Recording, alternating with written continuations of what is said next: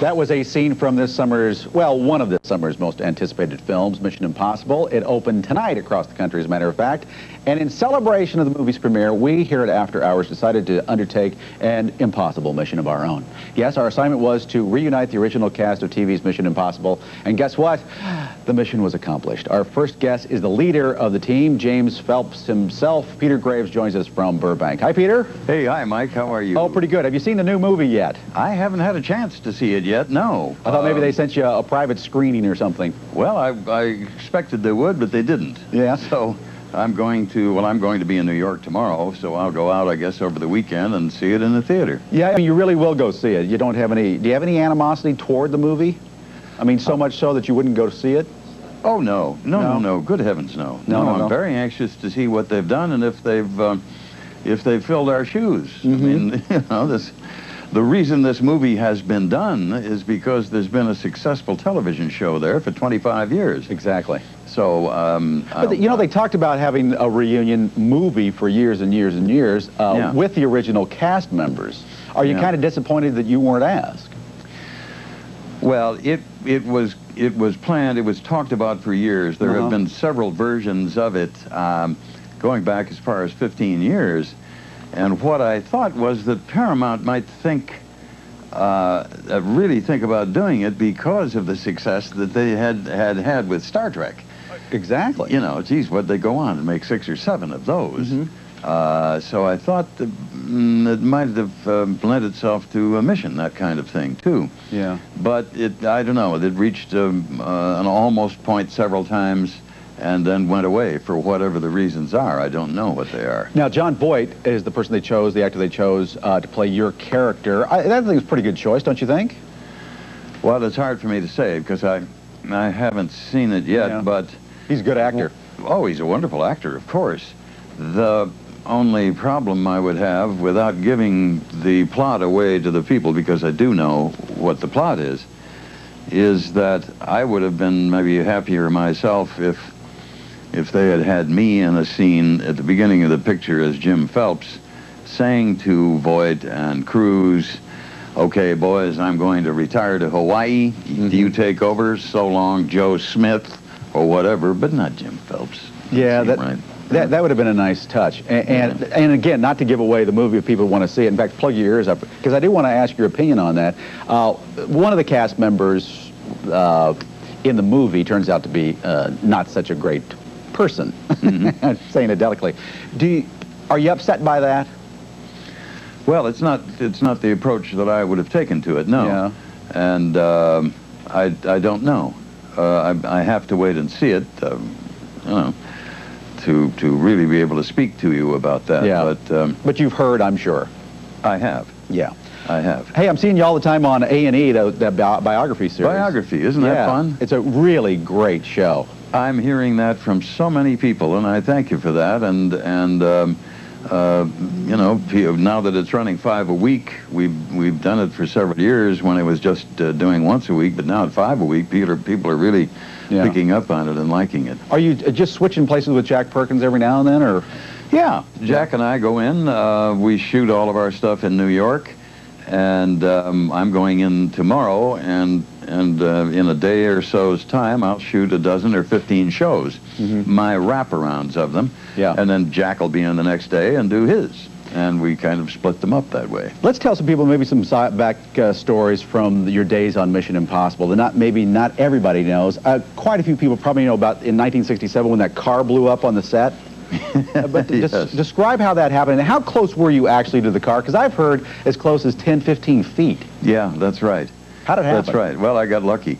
It was an explosion. The bad guys in the story had planted explosives in the car that they thought that I was to be driving. We tricked them, of course, so that it was a dummy in there, a look-alike, not just my dummy, a look-alike, right? So while they were setting it up, the special effects guys were planting these huge charges of explosive all in places of the car, and then leading the wires off 100 or more feet away to the control box, and getting ready so that when we filmed and the director gave the cue, they'd push the button and the car would blow. Well, I was curious about what they were doing, and I walked over to have a look at it on a quiet time, and nobody was working on it at that moment. They had finished putting the explosives in, and I, just looked at it and the dummy they had sitting in there, and I started to walk away, and it really wasn't more than 10 or 15 feet, and somebody made a mistake and pushed the button. Kaboom. Yeah, kaboom. The whole thing blew. And I was very lucky. The force of the explosion sort of knocked me off my feet, but I had a fender go whizzing past my left ear, and I'm glad I didn't have to eat that. Yeah, exactly. Fenders taste terrible anyway. Oh, they awful, taste a little bit like chicken, actually. Not even would catch it. Now, you've been married for 45 years, is that right? Yes. To Joan. Same girl. Wow. And you have 3 daughters? Yes, we do. Any of them in the television business or movie business? No, they never expressed a desire to be actresses or anything. Did you steer them clear?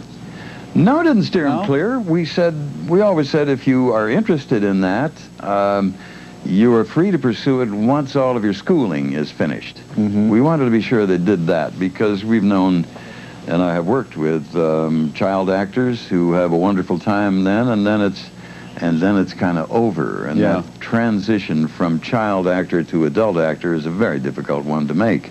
I got to take a quick break here, but I think another thing that maybe a lot of people know, but maybe not, James Arness, who played Marshall Dillon on Gunsmoke for years and years and years. I watched that as a kid. I guess it was on every Sunday night, wasn't it? Sunday nights? I guess, I forget. Saturday nights for a long time, yeah. Your brother? My brother. Yeah. How's he doing? He's fine. He's my big brother, and he's just enjoying life now, kind of laid back, and deserves, some rest and peace. Exactly. Well, we're not going to give you any more peace here for the next 15 minutes or so because you're going to be joined by some of the other cast members from Mission Impossible, the television show, as our reunion continues here in America After Hours. Don't go away.